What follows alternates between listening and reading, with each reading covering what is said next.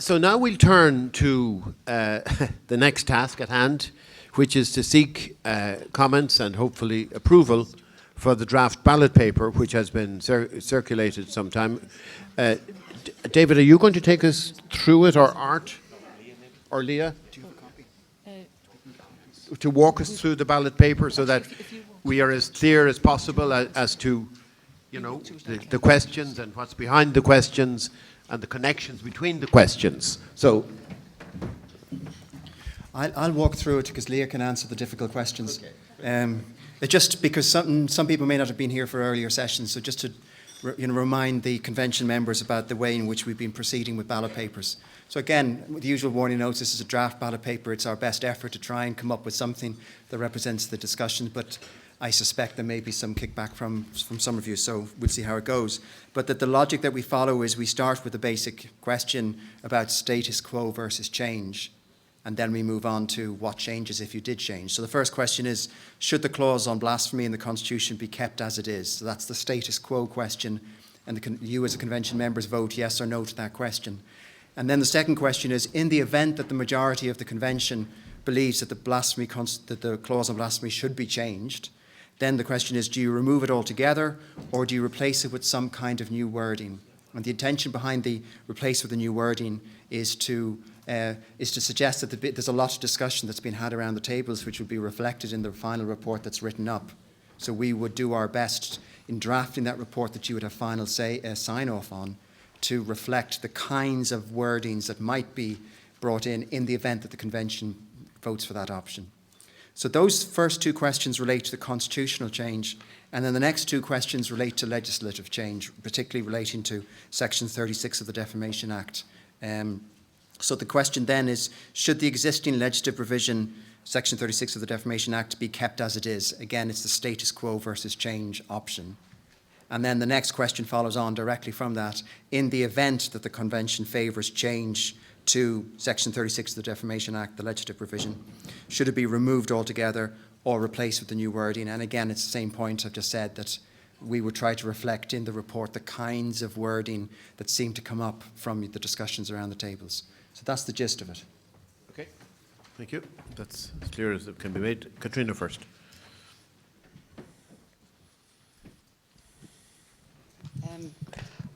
Just a couple of things in relation to the question 2. And I know you said that, David, you said that there'd be a couple of different options for new wording, but the problem is the options could be, they could be making it worse or making it better. Yeah, exactly. So could you put it in the microphone? Sorry? Could you speak more into the microphone, please? Sorry. Yeah. Can people hear me now? Yeah. What I'm saying is, if the second column replaced with the new wording, it's too ambiguous because it could be very extreme wording. So I think we would need to see some of the wording, and I know I think there was some suggested wording that was provided, or provided by some, I think, Professor O'Dell, and also maybe some of this Rabat plan of action wording as well. So it's very hard to know, would you vote for removed altogether or replaced with the new wording? So maybe you need to separate those two. And the other point I'd just like to make, and I know when it was being discussed by a speaker earlier, I have to say I agree with, I don't know his name at the back there, Mark down here. Oh no, Peter Gomaleshgil. I do think we need to, there was a big discussion at our table about strengthening of anti-discrimination, incitement to hatred. I don't think that we can just talk about Section 36 of the Defamation Act without talking about the incitement to hatred, because I think there seems to be a fair degree of consensus that it's not strong enough at the moment. So I would like to see something in there about whether we vote on it or whatever. And then the other thing I think we need to look at is how we adjust the provision in relation to freedom of expression. And again, and stop talking now, but I personally would love to see something, the Rabat plan of action, and those words that I read out earlier, I would like to see something like protecting and strengthening the rights of minorities, or some form of wording in relation to that, I think would be very important. So thank you. Okay, thank you. I mean, I would caution that there is a limit to the level of detail we can go into in this ballot paper, but let's continue. Thank you, Chair. Just a question or a point of clarification on question 2. I know it came up at this table earlier. Just wondering, when the question talks about the clause of blasphemy, is it specifically referring to the word blasphemous as it appears, or is it referring to the entire clause, that entire sentence? Then further, I know it came up at this table and at other tables I was talking to people during lunch, that there seems to be a fairly strong feeling among some people that we need to go further than just looking at that clause or the word itself and look at the larger question of the entire section 40.6.1. So would it be at all possible to have a question relating to that? So a broader version of question 2 and possibly a clarifying question then. Maybe Leah, would you like to comment Yeah, on thank that? you, Chairman. Yeah, I'll just comment on the points made so far. Sorry. Yeah, this was basically just an initial draft, as we always do, just to sort of set the framework. And I'm not surprised to hear some of your suggestions, because the middle option there in questions 2 and 4 in particular, replaced with the new wording, cover quite a spectrum of options. On the other hand, we don't want to get into detail too much on those options either, because we'll never get out of this building. So I suppose we're trying to decide how we best reflect what arose in the discussions. And I mean, one option which has been suggested from some tables is that in question 2 there in the middle column, we could refer to maybe Owen's wording or variations on Owen's wording. I think one table said we'd like Owen's wording with the word religion added to it or whatever. So we could use perhaps Owen's suggested wording or a similar one as one of the sub-options there. Sorry, just Katrina's point about the incitement to hatred legislation. It would be an option to put, a 5th question here on the ballot paper, which would concern the incitement to hatred legislation and whether you would like to see that reformed or enhanced or strengthened or whatever it might be, instead of just maybe modifying Section 36 as it is.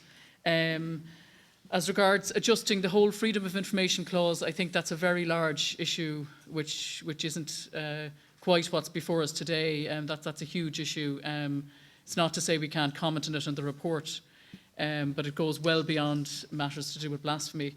And sorry, the last speaker there, the point.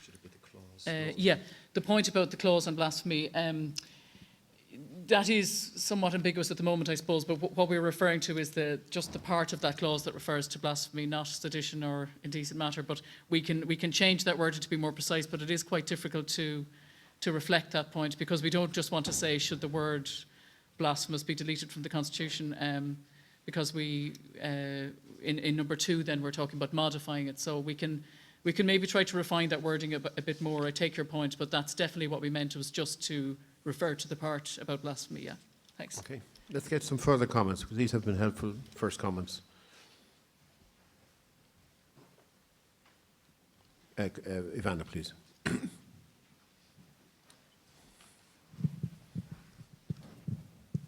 Just following up on Katrina's point, which I think is an important one about question 2, and just to clarify, I understood Owen's wording was a replacement for the freedom of speech clause generally, and I think we have to be careful, because in 2 we're being asked, should the clause on blasphemy be removed or replaced with a new wording specifically about blasphemy, or are we talking about a new wording about freedom of speech? As Katrina says, there's very different interpretations of that, and I do have a concern that the key question that the Convention has been asked to consider is the question of the removal of the offence of blasphemy from the Constitution. And I wonder, should there be a question that says keep or remove, and just leave that stark choice, as well as the more nuanced question about, if neither, should it be replaced? I'm just wondering, could we miss the view on removal, the straightforward question we were asked about removal, but through the more careful wording you've put here, does that actually miss then the views of people if asked between keeping or removing, which was the question we were asked? I mean, I think it's quite valid to ask, if neither, should it be retained in a different format? But we have to be careful about, are we talking just about the blasphemy clause in a different format, or about the whole freedom of expression article in a different format? David?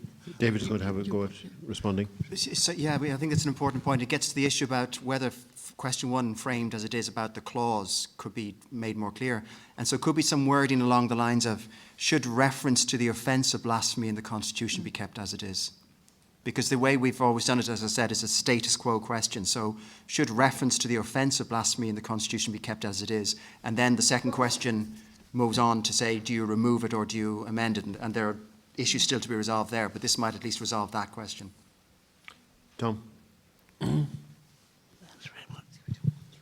Thanks, Chairman. Tom Burke. The suggestion was made that we should include Owen O'Dell's proposed wording. Just on a point of clarification, if that wording was introduced and adopted, would that not override the Defamation Act Section 36 completely? It seems to me to be a totally unrestricted right to free speech. Thank you. Yeah, well, I'll just clarify there. I mean, I was just suggesting, wording from Owen as such, not necessarily the clause that's in that paper which you don't have in front of me, but I'm just saying we could put a sample wording in there in that provision in number 2 there. But as regards the clause, and Neville can maybe address this as well, whether if you change radically the Constitution, then you would even be able to keep the legislative provision. I mean, Neville said earlier that you could keep the legislative provision because it's based on public morality and order. So if you were to have public morality and order mentioned there, then you could keep it, So we need to sort of flesh out what maybe model wording we'll reference there, and maybe when Owen comes back as well, he can help us with that. Did you have anything to add on that side, Neville? Just that I should probably have read it and didn't, so can't help you. Okay. Deirdre? Would it be possible, rather than trying to do wording, which I think nobody ever agrees on, even when it eventually comes in, just to be able to say, in around 2, if you want to replace it, do you want to replace it with kind of new wording about blasphemy, new wording about freedom of speech, new wording about anti-incitement to hatred, without trying to get actually the specific wording, just the concept of what you want to do?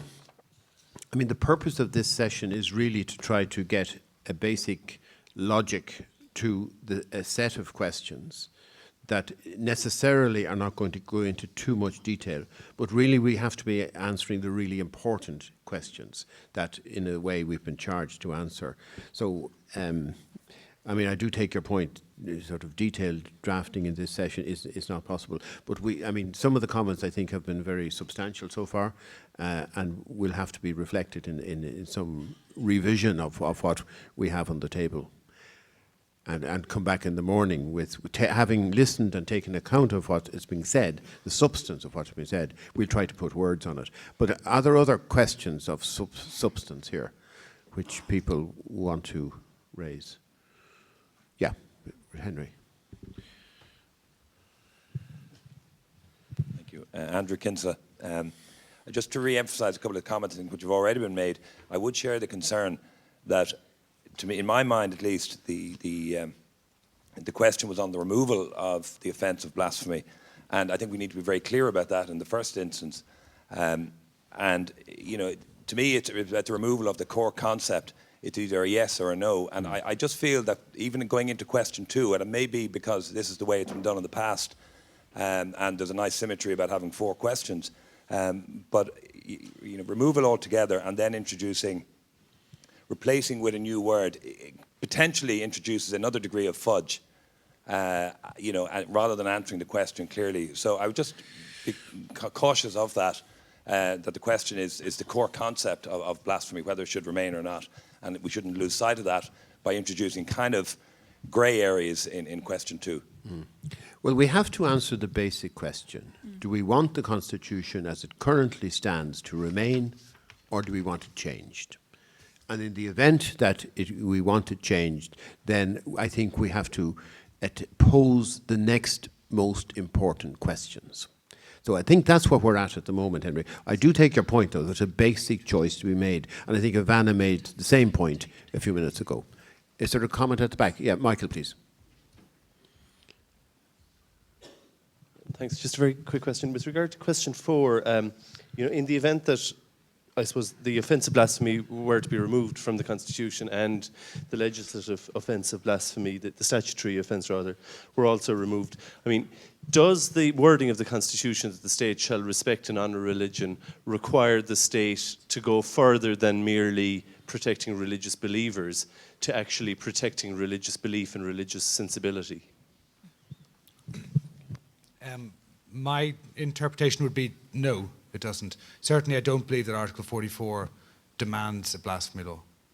I don't think the idea of protecting and honouring religion is anything like the same thing as saying that you need to have a law which makes blasphemy a crime. Okay. Thanks, Chairman. David O'Reilly. I actually hadn't intended on saying this to everyone. I wanted to get someone else to do it, but it doesn't matter. I just wanted to highlight that on Owen's proposed replacement legislation, that actually goes on to a second page which provides limitations to the right. And I think it might just be important for everyone to bear that in mind and be aware of that when we're considering replacements in question 2. Okay, thank you. Fair point. Brona, please. How you doing? I was just wondering if the wording should be to the effect of, should the offence of blasphemy be removed?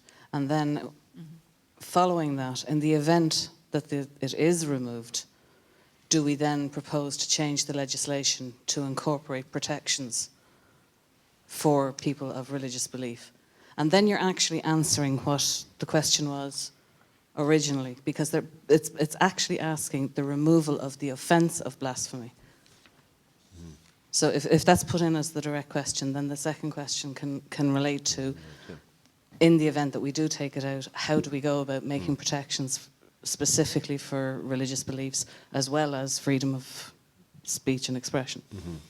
Okay, thank you. Did anyone want to comment on that? I would just say that, again, I go back to the way in which this convention has worked in the past. There could well be people in the room, I may be wrong, who actually might, and there were some people who were on the platform who said this, who might actually say, no, don't remove it, replace it, amend it, so that you actually are presented with two possibilities, either to remove it altogether or somehow to amend it. And the way in which you frame your question sets it up, this was a point that was made at our very first meeting, sets it up in such a way that it's actually potentially splitting the groups who are in favour of some kind of change in half. So that's why there was always the view that you start with the status quo option, and if the convention as a whole says, no, we don't want the status quo, then you're presented with a choice. Okay, you don't want the status quo, do you want just to get rid of it altogether, which was, as you say, the original question, or do you want to amend it in some way? And that's the thing we still have to get to grips with. Sorry, Chairman, could I just add there as well that we kept question 3 fairly open, because there might be some people who want to keep the current constitutional provision or amend it to include, for example, incitement to religious hatred laws, and also, amend the section as well. So there really are quite a variety of views there, and we have to leave it as open as possible to capture those. I mean, it's not only the people who want to change the Constitution who might want to change the statutory provision as well, but your point was very clear in setting out the different options. Thank you. Again, Catherine. I just think we should be mindful of people with no religious beliefs as well when we're framing this, because Brona over there suggested about protecting people's religious beliefs, but there are a lot of people who don't hold any religious beliefs, and I think that needs to be accounted for as well. Yeah, thank you. I mean, certainly, point well made. And I suppose that's at the heart of, in a way, the nature of our Constitution and how the Constitution reflects the society we're in at the moment. Are there any other comments? Because, Angus, were you trying to get in earlier? Because I stopped you, I think. Oh, all right. Okay, fine. Thank you.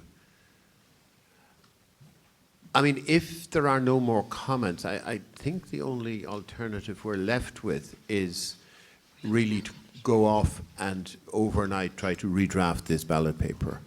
Because in the remaining few minutes, to take Deirdre's point, we're not going, I mean, wordsmithing in public is not normally a very productive exercise. and it's been a long day, and I think probably people are ready to stop at this stage. We're just a few minutes ahead of time. But before I close matters, I do want to thank a number of people. As so often here, we've been very well served by the experts we have had with us today, Neville, Owen and Maeve. I want to thank Leah and David for the help in identifying them. I want to very much thank the advocates and external perspectives people who came here this afternoon and participated so fully. A particular word of thanks to the facilitators and the note takers. I mean, I think today has been a really challenging day for you, and I picked up at lunch a number of very positive comments about how you guys have managed the tables and have helped people their way through this. And finally, thank just everybody for the attention and concentration that everyone has focused on this issue since 9:30 this morning. So, dinner at 7:30, is it? Those of you, some of you may be dressing up, I don't know. I'm not. But we look forward to seeing you at 7:30. Thank you very much.